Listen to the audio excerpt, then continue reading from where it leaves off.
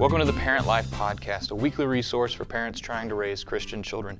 This is a ministry of Fruit Cove Baptist Church here in Jacksonville, Florida.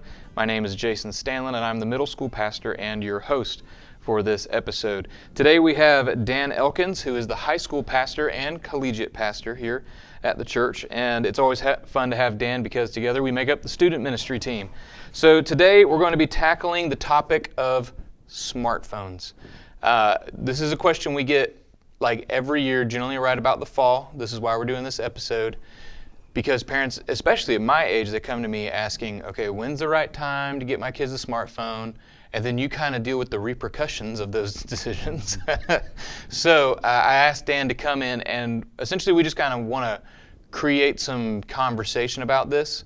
So Dan, why don't you talk about a little bit about the topic, kick off the discussion a little bit. When should you get a kid a smartphone?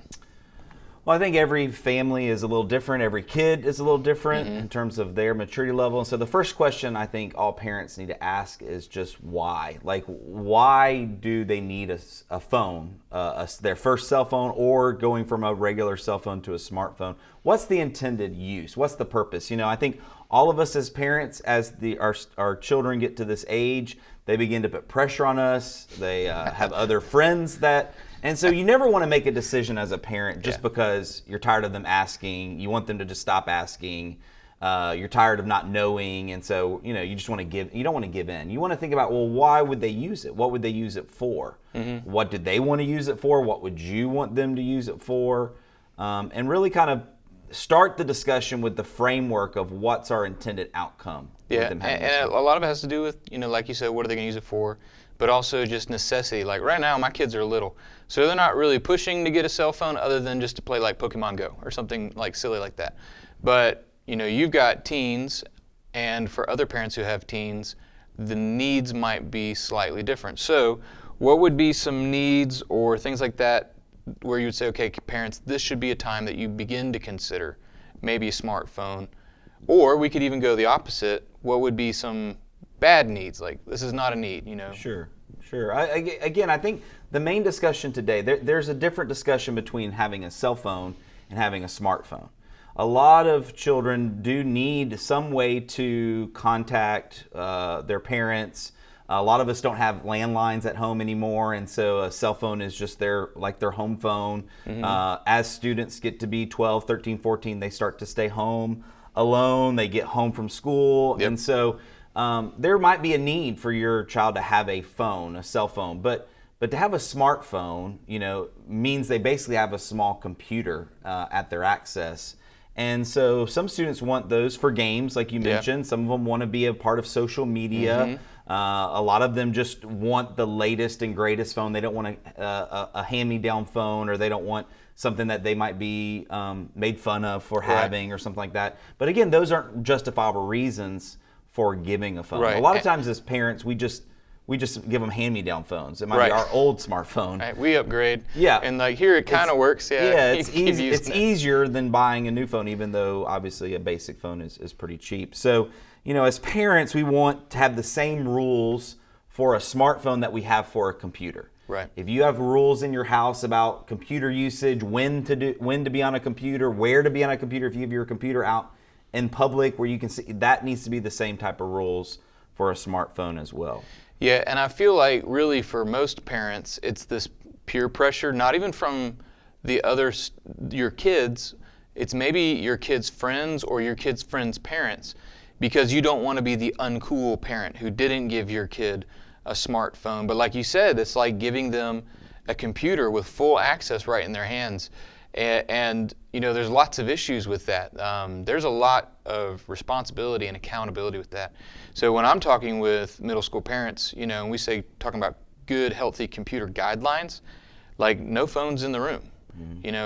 Leave them out in the main living areas where everyone's there, just because it's easier for you to monitor them, and they're less likely to do, imprudent ideas kind of in front of you. So, what would you say as far as like those guidelines, like when, how long do you need to put not just smartphone, but screen time limits even on students? And again, this is where it comes in hard because, we have different parents and different students, and some students can handle certain things better.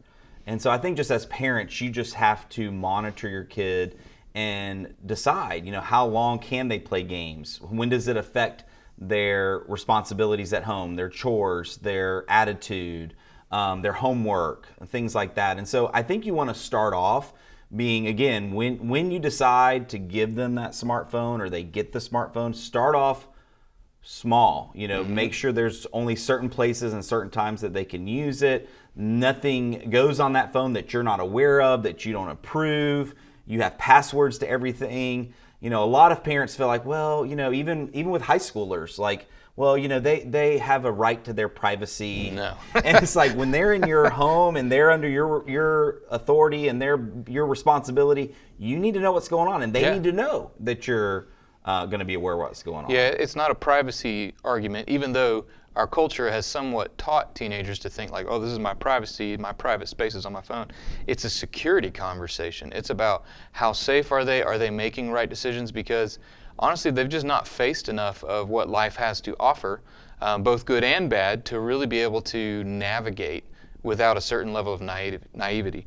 So, I think following up on that comment, as parents, we tend to assume the innocence of our children.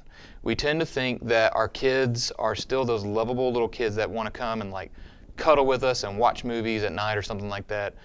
But now they're becoming teenagers and they're beginning to think new things and do new things.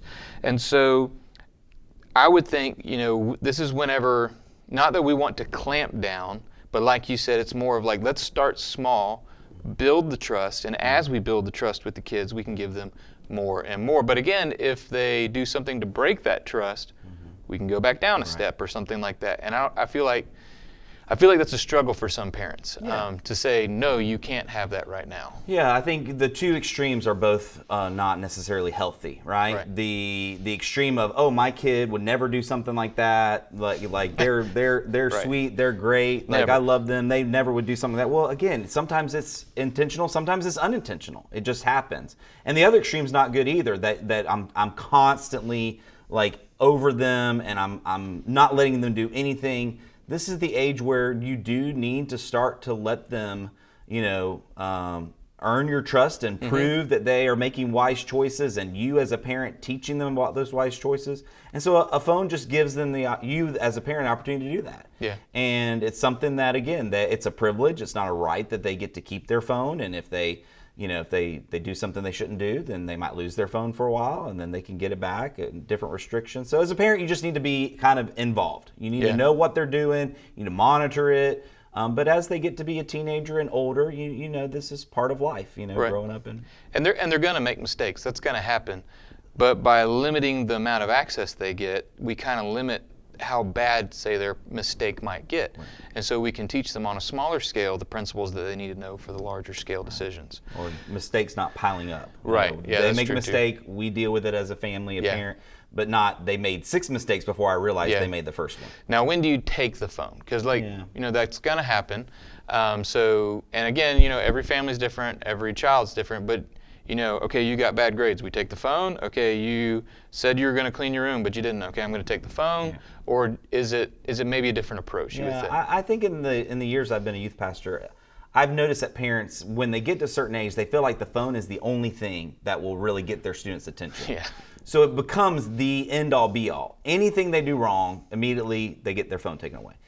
And I just think there are other ways to discipline our kids and other things that we can do to help them make wise choices. If it's something related to the phone that caused the issue, whether it's something they did with the phone or the phone distracted them, then certainly the phone was some of the root cause for why they did that. But if it was just them being lazy or them just making a bad choice about something not even related to their phone, then find some other way. Right, and I like that idea of a direct consequence related to a bad decision with the phone.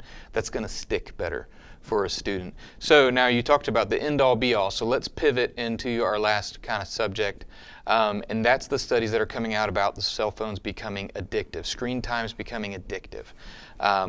just take a phone from the kid and just watch what happens, and you'll know that there's certain addictive properties to just having a cell phone. What are some things that you're seeing in your age ministries for parents just to kind of be aware of and stuff like that? Yeah, I think, again, for years and years, I think parents have struggled with this. Their teenagers get into high school and older. They draw away from the family. They draw away from the parent-child relationship. And so we see phones contributing to that, exasperating that. And students just don't have any concept. They really don't have a concept of how long they've been on their phone.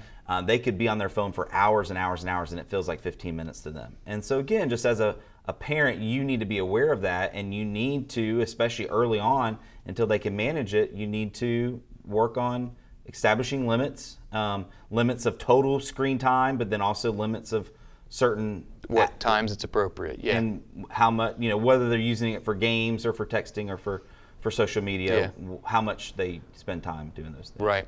And so just parents, as a final precautionary tone, we can't be hypocrites. No. Whatever we're asking our kids to do, whether it's, hey, no phones at the dinner table, or having limits, remember, they're going to look at us and they're going to say, well, how come you get to be on your phone so much? And what they're processing in their mind is, well, you're trying to teach me how to make healthy decisions, but then we're not doing it ourselves. And understand, we're adults, it's different, but we've got to make sure that we have integrity with our children, otherwise they won't trust us to lead them. So anyways, we hope this has been a good discussion. I'm sure many of you guys probably have lots more questions, and each one of you, your families, your kids are unique and take their own individualized decisions for you guys. So if you have any questions for either Dan or I, reach out. We'd love to interact with you on the Parent Life podcast or part of Fruit Cove Baptist Church. If you have any questions about our ministry, you can go to fruitcove.com. You can go to either the middle school page or the high school page and connect with us. If you'd like to interact with the Parent Life podcast, you can email us at parentlife@fruitcove.com, and always subscribe so you get the weekly video, weekly podcast. Thank you so much, and we'll see you next week.